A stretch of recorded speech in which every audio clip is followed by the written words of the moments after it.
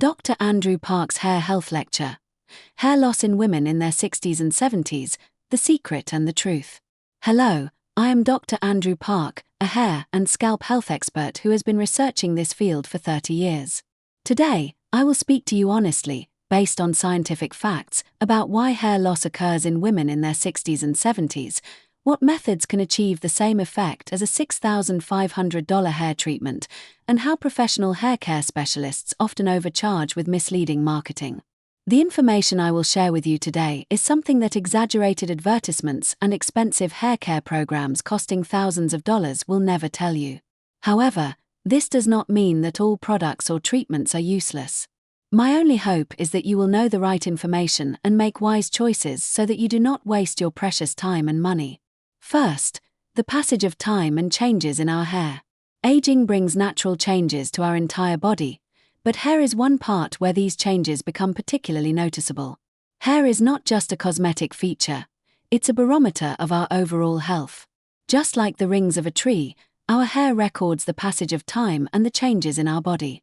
After menopause, a woman's body undergoes many changes. The rapid decrease in estrogen, a female hormone, affects the skin, bones, and, of course, the hair. Previously, estrogen acted as a protective shield that kept the hair's growth phase long, but as this shield weakens, the hair growth cycle undergoes a fundamental shift.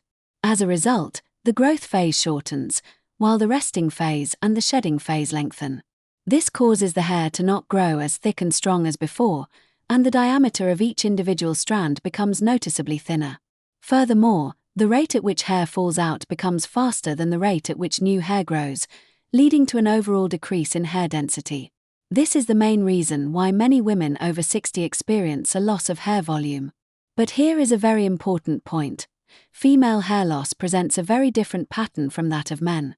While men often experience a pattern where hair follicles at the front and crown die completely, in women, the follicles do not die but rather get progressively smaller and thinner. This is a hopeful piece of news, because as long as the follicles are alive, it is possible to restore and maintain the health of your hair to some extent with proper care. Second, special changes in the scalp after 60. As we age, our scalp undergoes several special changes. Understanding these changes is the first step toward effective management.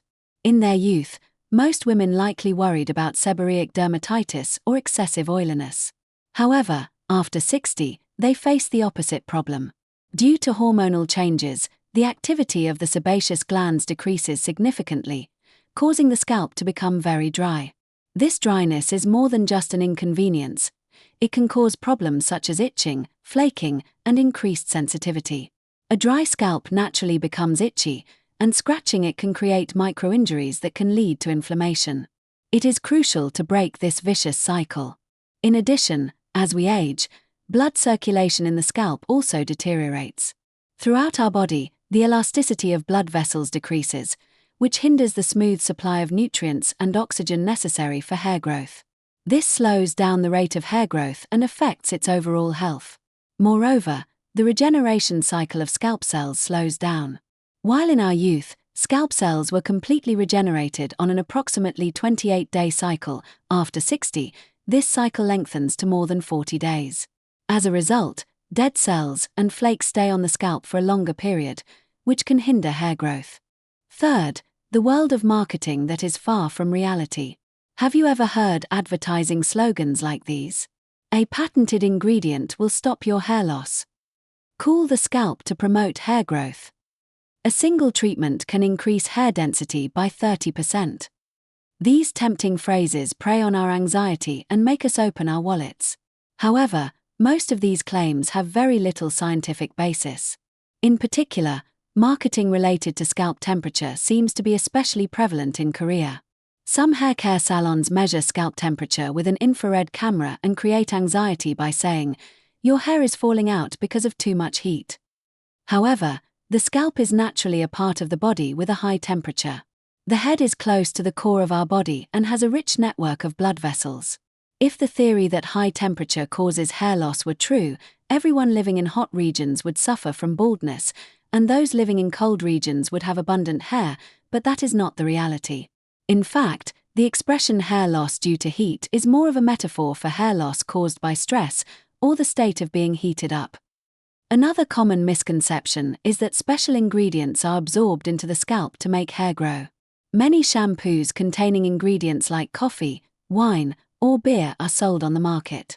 However, our skin is designed to act as a thorough defensive barrier that prevents the intrusion of external substances. No matter how good the ingredients are, a few minutes of contact with shampoo will not allow them to be absorbed deep into the scalp.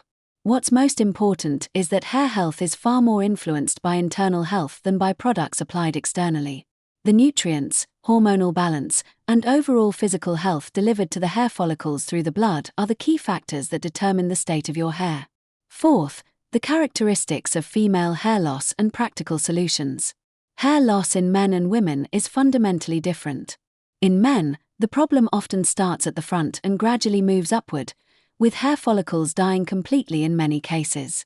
On the other hand, female hair loss usually presents as a general thinning of the hair, centered on the crown and part, and the follicles tend to shrink rather than die completely. Due to this difference, for women, improving the health of the existing hair is much more effective than a hair transplant surgery. Surgery is effective in areas where hair follicles have completely died, which is rare in women. So, how can we improve the health of our current hair? Regular scalp massage helps to stimulate blood circulation and promotes hair growth. There is no need to pay expensive fees at a high-end salon. Simply massaging the scalp gently with your fingertips at home can be very effective. Improve your shampooing method. When shampooing, it's best to first wet your scalp thoroughly with lukewarm water to open the pores, and then use the pads of your fingertips to massage your scalp as you shampoo. Be careful not to use water that is too hot, as it can dry out your scalp. You can also change your hairstyle to increase volume. After 60, a side part or asymmetrical style can minimize the visibility of the scalp compared to a center part. Additionally, a layered cut or a light perm with waves can add natural volume to your hair. Fifth, key nutrients for hair health, the core of the secret.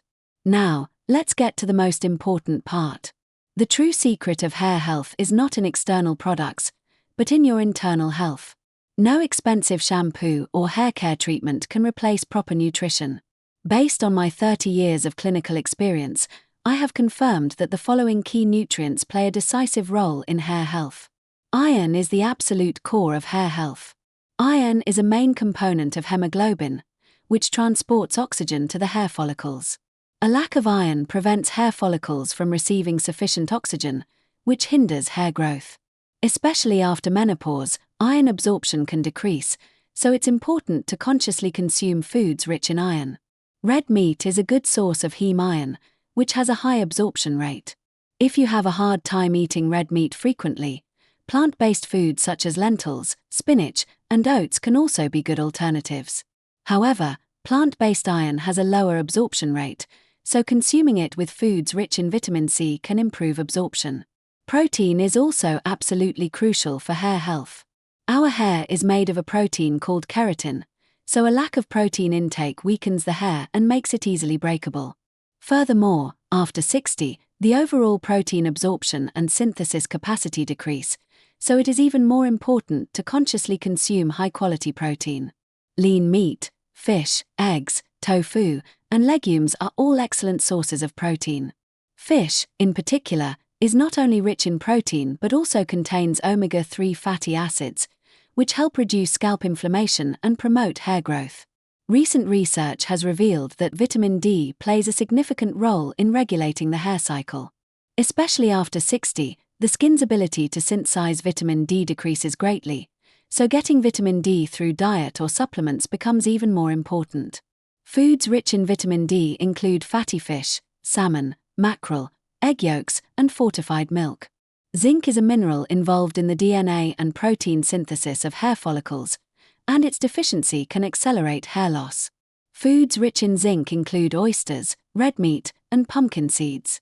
Biotin, vitamin B7, has long been known as an important nutrient for hair health. Foods rich in biotin include eggs, nuts, seeds, and some vegetables. If it is difficult for you to consume all these essential nutrients in a balanced way, you can consider a multivitamin or a nutritional supplement specifically formulated for hair health. However, remember that supplements are only a supportive measure and cannot replace a balanced diet. Sixth, the close relationship between hormonal balance and hair health. Hormonal balance has a great influence on hair health. After menopause, the decrease in estrogen and the relative increase in androgenic hormones cause changes in the hair growth cycle. Some women react more sensitively to these hormonal changes and show more pronounced hair loss symptoms. In such cases, hormone replacement therapy, HRT, can be helpful. In fact, several studies have shown that HRT is effective in slowing down the loss of hair density in postmenopausal women. However, HRT can increase the risk of breast cancer and cardiovascular disease, so it is not a suitable option for all women. Therefore, you must consult with a doctor and make a decision based on your individual health status and family history. Other methods that help with hormonal balance include regular exercise, stress management, and a balanced diet. Weight management, in particular, plays an important role in hormonal balance. Being overweight or obese can increase insulin resistance, which in turn leads to an increase in male hormones and can worsen hair loss. Seventh, how to resolve scalp dryness and itching. Many women over 60 suffer from scalp dryness and itching. These symptoms can significantly reduce the quality of life, but fortunately, there are effective solutions.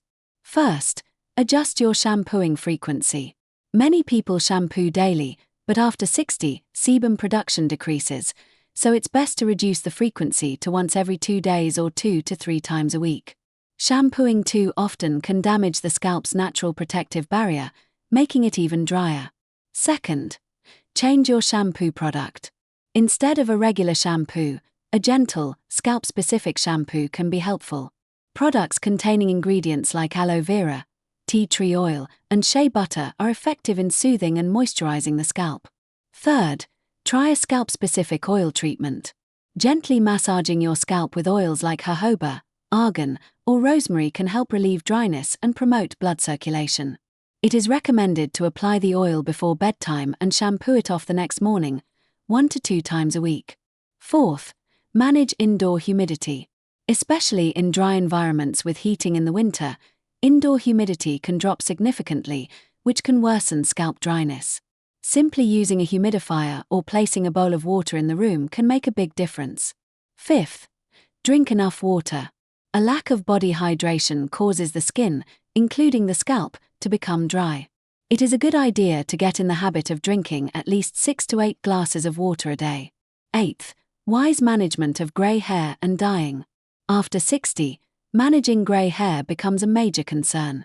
Many people have a habit of plucking out grey hairs, which is something you should never do. Plucking a grey hair can damage the hair follicle in that spot, and in severe cases, the hair may never grow back permanently. Dyeing is an effective way to cover grey hair, but caution is needed as the scalp becomes more sensitive with age. Chemical hair dyes can irritate the scalp, so it's best to maintain a dyeing cycle of at least 4 to 6 weeks. Additionally, using a root touch-up method to dye only the newly grown roots, rather than dyeing the entire hair, can reduce the burden on the scalp and hair. For those with a scalp sensitive to chemical dyes, natural hair dyes can be a good alternative. Henna is a popular natural dye that produces reddish-brown tones and also has the effect of coating the hair and adding volume. By mixing henna with indigo or other natural dyes, you can achieve various colors. Another alternative is pastel-colored shampoos or conditioners like pink, lavender, or silver. These products minimize scalp irritation while adding a subtle hint of color to gray hair. In particular, silver shampoo can neutralize the yellow tones in gray hair, creating a cleaner, more sophisticated gray tone. Ninth, the surprising impact of stress and sleep. Stress and sleep have a greater impact on hair health than you might think. Chronic stress increases the secretion of a hormone called cortisol, which disrupts the hair growth cycle and raises the proportion of hair entering the resting phase. In fact, it's common to experience sudden hair loss a few months after a period of severe stress. To manage stress, it is important to find methods that work for you, such as meditation, yoga, walking, or hobbies, and practice them regularly. Spending time in nature, in particular, is very effective in lowering cortisol levels and bringing a sense of calm to the mind and body. The quality of sleep also has a direct impact on hair health. During sleep, growth hormone is secreted, which regenerates and repairs body tissues, including hair. It is ideal to get deep sleep between 10 p.m. and 2 a.m., as this is the period of maximum growth hormone secretion. To improve the quality of your sleep, it is important to have a regular bedtime, reduce exposure to blue light before bed, and create a comfortable sleeping environment. Caffeine, alcohol, and nicotine all impair sleep quality, so it's best to avoid them after the afternoon. Conclusion: the meaning of true beauty. So far, we have explored various aspects of scalp and hair health for women over 60. The final message I want to leave with you is that true beauty comes not only from external appearance but from internal health and confidence. Of course, having abundant and healthy hair helps to boost confidence and quality of life.